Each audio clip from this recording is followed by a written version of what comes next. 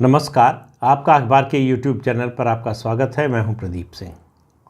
ज्ञानी व्यक्ति अगर किसी अज्ञानी की समझ पर सवाल उठाए तो बात समझ में आती है, लेकिन कोई अज्ञानी व्यक्ति अगर ज्ञानी व्यक्ति पर सवाल उठाता है तो फिर वो बात समझ से परे जाती है। बात दो व्यक्तियों की हो रही है, एक कांग्रेस के पूर्व अध्यक्ष राहुल गांधी और दूसरे इस देश के विदेश मंत्री एस जयशंकर। अब आप देखिए, एस जयशंकर के बारे में आप कुछ भी कह सकते हैं, आप उनकी आलोचना कर सकते हैं, उनकी सरकार की नीतियों की आलोचना कर सकते हैं, उस पर सवाल उठा सकते हैं, लेकिन अगर कोई ये कहे कि एस जयशंकर विदेश नीति के बारे में नहीं जानते हैं तो फिर सवाल उठता है कि कहने वाला कौन है। क्या कोई ऐसा व्यक्ति है जो पहले विदेश मंत्री रह चुका है, या इतना बड़ा डिप्लोमेट है जो पूरी दुनिया में जाना जाता हो अपनी डिप्लोमेसी के लिए, या विदेशी मामलों की जिसकी समझ बड़ी गहरी, उसकी पैठ बड़ी अच्छी हो? ऐसा कुछ नहीं है। राहुल गांधी के बारे में मुझे बताने की ज़रूरत नहीं है कि किसी भी विषय में उनका ज्ञान कितना गहरा है। वो कुछ कुछ चीज़ों को बहुत उथले तौर पर जानते हैं, वो भी जो उनको ब्रीफ किया जाता है। जब उनको ब्रीफ किया जाता है तो उसको वो ग्रहण नहीं करते, वो उसी तरह से जो है सामने वाले के सामने पेश करने की कोशिश करते हैं, और इस कारण से उनका मजाक ज़्यादा बनता है। उनकी जो छवि बनी है एक नॉन सीरियस पॉलिटिशियन की, वो इसी वजह से बनी है। अब उन्होंने कुछ दिनों पहले अभी एक पब्लिक मीटिंग में कहा कि एस जयशंकर को विदेशी मामलों की जानकारी नहीं है, उन्हें कुछ सीखना चाहिए, कुछ पढ़ना चाहिए। तो एस जयशंकर ने कहा कि भाई, अगर राहुल गांधी को मुझसे ज़्यादा ज्ञान है तो मैं ज़रूर उनको सुनना चाहूँगा। और ये संदर्भ था चीन के मामले में, कि चीन के मुद्दे पर उनका पेट डायलॉग है राहुल गांधी का कि मोदी डरते हैं, चीन का नाम नहीं लेते। एस जयशंकर ने कहा कि मैं चीन का नाम ले रहा हूँ, मैं चीन से डरता नहीं हूँ। और फिर उन्होंने कहा कि इस समय देश में LAC यानी लाइन ऑफ एक्चुअल कंट्रोल, जो भारत और चीन की सीमा है, वहाँ पर जितने बड़े पैमाने पर सैनिकों की तैनाती है भारत के इतिहास में कभी नहीं हुई। और ये सेना राहुल गांधी ने नहीं भेजी है, ये सेना मोदी ने भेजी है। तो ये कहना कि मोदी डरते हैं। दूसरी बात उन्होंने कही कि आज तक जो काम इंफ्रास्ट्रक्चर डेवलपमेंट का सीमा क्षेत्र में होना चाहिए था, कम से कम 25 साल पहले, वो मोदी के राज में हो रहा है। उनका इंफ्रास्ट्रक्चर पर डेवलपमेंट पर जो खर्च है इस सरकार में, वो 5 गुना हो गया है बॉर्डर पर। जितनी सड़कें बन रही हैं, जितने पुल बन रहे हैं, जितनी सुरंगें बन रही हैं, वो सब वॉर फुटिंग पर काम चल रहा है। और जिस तरह से सेना को सुसज्ज किया जा रहा है आधुनिक हथियारों से, जिस तरह से राफेल के स्क्वाड्रन की तैनाती की गई है, अब ये तो बात चुभने वाली है राहुल गांधी के लिए कि राफेल चीन की सीमा पर तैनात हो गया है। उनको राफेल से भी प्रॉब्लम है, उस सौदे से भी है, मोदी से तो है ही। सिर्फ उनको प्रॉब्लम नहीं है, उनको समस्या नहीं है तो चीन से नहीं है। अब सवाल ये है कि चीन के बारे में राहुल गांधी की जानकारी क्या है। जब डोकलम का विवाद चल रहा था तो वो चीन के एम्बेसडर से मिल रहे थे, तो शायद उनको ज़्यादा पता होगा।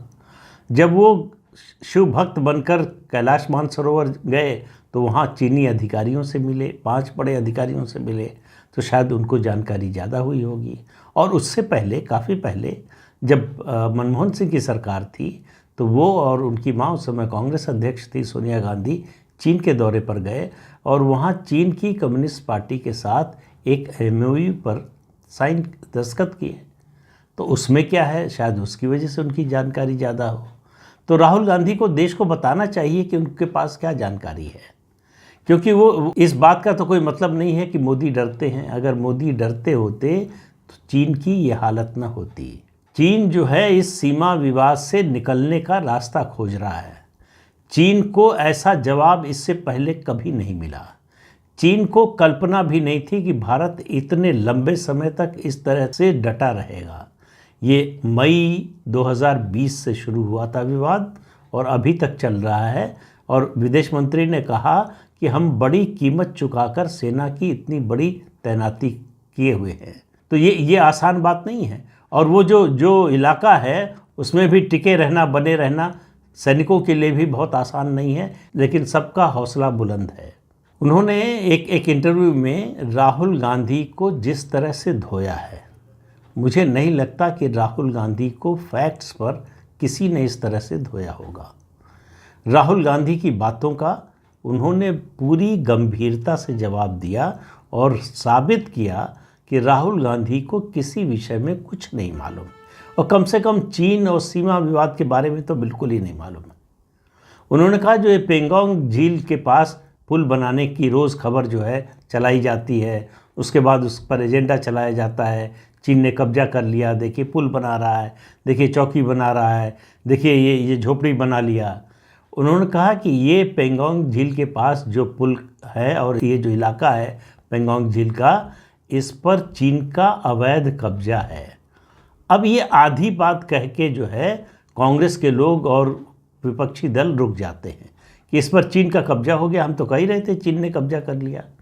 वो ये नहीं बताते कि ये कब्जा 1962 में हुआ। पहली बार चीन इस इलाके में 1958 में यानी 1958 में आया था, और 1962 के युद्ध के समय जो है इस इलाके पर कब्जा कर लिया। तब से उसका कब्जा बना हुआ है। जो कब्जा जवाहरलाल नेहरू की सरकार के समय हुआ, उसके लिए प्रधानमंत्री नरेंद्र मोदी की सरकार कैसे दोषी ठहराई जा सकती है। लेकिन राहुल गांधी के पास कुछ जो है जादुई छड़ी है कोई, जिससे वो ये चमत्कार कर सकते हैं कि जो 1962 में चीन ने जिन इलाकों पर कब्जा किया उसके लिए मोदी जिम्मेदार है, क्योंकि मोदी चीन से डरते हैं। तो राहुल गांधी तो नहीं डरते। तो राहुल गांधी और उनका परिवार अगर नहीं डरता चीन से, तो 1962 में जो कब्जा हुआ उसको नेहरू ने क्यों नहीं छुड़ाया, उसको इंदिरा गांधी ने क्यों नहीं छुड़ाया, उसको राजीव गांधी ने क्यों नहीं छुड़ाया। तब की सरकारों के बारे में क्या उनका ख्याल है। और उन्हीं के रक्षा मंत्री AK एंटनी संसद में खड़े होकर राज्यसभा में बोल चुके हैं कि हमने जानबूझकर चीन से लगी सीमा पर इंफ्रास्ट्रक्चर डेवलपमेंट नहीं किया, सड़कें नहीं बनाई, पुल नहीं बनाया। क्यों? क्योंकि अगर ये बना देंगे तो चीन अंदर आ जाएगा। इसका मतलब आप समझ रहे हैं? इसका मतलब ये है कि उस समय की सरकार को इस बात का पूरा भरोसा था, उसको विश्वास था कि अगर चीन अंदर आने की कोशिश करेगा और ये पुल और सड़क बनी रहेगी तो हम रोक नहीं पाएंगे। तो उसको रोकने का कोई इंतज़ाम नहीं किया, उसको रोकने के लिए कोई रणनीति नहीं थी, कोई स्ट्रेटजी नहीं थी, कोई तैयारी नहीं थी, न सैन्य स्तर पर और न ही इंफ्रास्ट्रक्चर के स्तर पर। वो लोग सवाल उठा रहे हैं कि चीन से ये सरकार डरती है। तो विदेश मंत्री ने जो बातें बताई, उन्होंने कहा इंफ्रास्ट्रक्चर पे जो 2014 से पहले मुश्किल से 3,000 करोड़ रुपए खर्च होता था, अब 14,000 करोड़ से ज़्यादा खर्च हो रहा है। बड़ी तेज़ी से जो है इंफ्रास्ट्रक्चर का डेवलपमेंट चल रहा है, और चीन को भी मालूम है कि ये सब हो रहा है। जहाँ तक विदेश मंत्री जयशंकर के चीन के बारे में जानने की बात है, तो भारत के ऐसे राजदूत रहे हैं जो सबसे लंबे समय तक चीन में रहा है। उसकी समझ पर चीन के बारे में, विदेशी मामलों के बारे में राहुल गांधी का सवाल उठाना, जो इस देश का विदेश सचिव रह चुका है, उसकी समझ पर सवाल उठाना, ये दरअसल राहुल गांधी के नेतृत्व में कांग्रेस का नया रूप है कि तथ्यों से कोई मतलब नहीं, सच्चाई से कोई मतलब नहीं, बस बोलो और लगातार आरोप लगाते रहो। विदेश मंत्री कोई पॉलिटिशियन होता, राजनेता होता, उसके बारे में अगर सवाल उठाते तो शायद एक बार लोगों को भरोसा हो भी जाता, शायद लोग एक बार शक करते भी।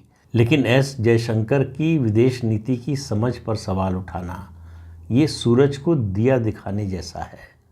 और राहुल गांधी ने ये कह के ये साबित किया कि उनको विदेश नीति, चीन से संबंधित इस देश की नीति, इसी सरकार की नहीं, किसी सरकार की नीति के बारे में कुछ नहीं पता है। उनकी बातों से ऐसा लगता है, उनके आरोपों से ऐसा लगता है कि जैसे इस देश में 1962 कभी हुआ ही नहीं, भारत और चीन का युद्ध कभी हुआ ही नहीं। भारत चीन के साथ विवाद जो है 2014 के बाद शुरू हुआ है, उससे पहले भारत और चीन में बड़ी दोस्ती थी, सब अमन चैन था, कोई सीमा विवाद नहीं था, कोई समस्या नहीं थी। ये सब मोदी के आने से चीन से विवाद शुरू हो गया है, वरना चीन से तो हमारे बड़े अच्छे संबंध थे। अभी सुना है कि वो कैम्ब्रिज जा रहे हैं फिर से, और वहाँ एक जो है लेक्चर सीरीज़ में उनको बोलना है। उसके बाद क्लोज डोर मीटिंग है चाइना पर। तो अब आप देखिए नया ज्ञान लेकर लंदन से आएंगे राहुल गांधी चीन के बारे में, तो उसके बाद क्या बोलते हैं, किसके लिए कहते हैं कि विदेशी मामलों के बारे में उनको थोड़ी और जानकारी लेनी चाहिए, उनको समझ नहीं है। तो भारत जोड़ो यात्रा से राहुल गांधी की छवि बदलने की जो इतने पैसे सैकड़ों करोड़ खर्च करके हुई थी, वो सब मिट्टी में मिल गया है। राहुल गांधी जब बोलते हैं तो कांग्रेस पार्टी को और मुश्किल में डालते हैं। राहुल गांधी जब ऐसे विषयों पर बोलते हैं जिन पर बोलने के लिए थोड़ी सी समझ, थोड़ी सी विशेषज्ञता की ज़रूरत होती है, तब पोल खुलती है, तब पता चलता है कि दरअसल उनको कुछ पता है नहीं। और वो फिर से वही राहुल गांधी नज़र आने लगते हैं जो भारत जोड़ो यात्रा से पहले वाले थे, जो उनकी छवि उससे पहले की थी। तो भारत जोड़ो यात्रा का क्या नतीजा निकलना था, आप इसी से अंदाज़ा लगा लीजिए कि यात्रा जब दिल्ली पहुंची तो सबसे बड़ा नैरेटिव जो बनाया गया कि राहुल गांधी को ठंड से डर नहीं लगता। तो राहुल गांधी को ठंड से डर नहीं लगता, लेकिन मोदी को चीन से डर लगता है। ये खोज है राहुल गांधी की। तो भारत में राजनीति का स्तर इतना गिरता जा रहा है, उसकी बड़ी वजह यह है कि हमारे आज के पॉलिटिशियन, खास तौर से इस समय जो मुख्य विपक्षी दल है, उसके नेता किसी विषय पर जानने समझने की कोई गंभीर कोशिश नहीं करते। कांग्रेस पार्टी में जो लोग समझते हैं इन विषयों को, जिनको समझ है, जानकारी है, अनुभव है, वो चुप्पी साधे हुए हैं। राहुल गांधी के ऐसे बयानों पर आपने ध्यान दिया होगा, कांग्रेस पार्टी का कोई वरिष्ठ नेता मुंह नहीं खोलता है, वो बोलते नहीं हैं। उसी तरह से जैसे राफेल पर नहीं बोलते थे, और इस हिंडनबर्ग पर भी आप देखिए राफेल से ज़्यादा बुरा इसका हश्र होगा। लेकिन चीन के मुद्दे पर राहुल गांधी जितना बोलते हैं, कांग्रेस पार्टी उतना ज़्यादा एक्सपोज होती है, क्योंकि कांग्रेस पार्टी अपना अतीत लेकर कहीं नहीं जा सकती। 1962 का युद्ध हम चीन से बुरी तरह से हारे, हमारी हज़ारों स्क्वायर किलोमीटर ज़मीन चीन के कब्जे में चली गई। इस सच्चाई को राहुल गांधी कैसे झुठला सकते हैं, कांग्रेस पार्टी कैसे झुठला सकती है? तो जब तक लोगों के दिमाग में, मन में, याददाश्त में 1962 का युद्ध रहेगा, तब तक चीन के मुद्दे पर कांग्रेस की कोई विश्वसनीयता नहीं रहेगी। तब तक चीन के मुद्दे पर कांग्रेस की कही बात पर कौन भरोसा करने को तैयार होगा? तो चीन को लेकर इतना ज़्यादा जो राहुल गांधी बोल रहे हैं और कांग्रेस बोल रही है, उसका एक ही कारण है कि वो चाहते हैं कि किसी भी तरह से लोग 1962 को भूल जाएं। वो ये बताने की कोशिश करते हैं कि 1962 में तो बहुत कम हुआ था, मोदी के राज में बहुत ज़्यादा हो रहा है। लेकिन वो जानते नहीं कि सच को अपने आप निकलकर बाहर आने की आदत है। सच ज़्यादा दिन तक छुपकर बैठ नहीं पाता, उसको छुपा भी नहीं सकते। वो कोई ना कोई रास्ता बनाकर बाहर निकल ही आता है।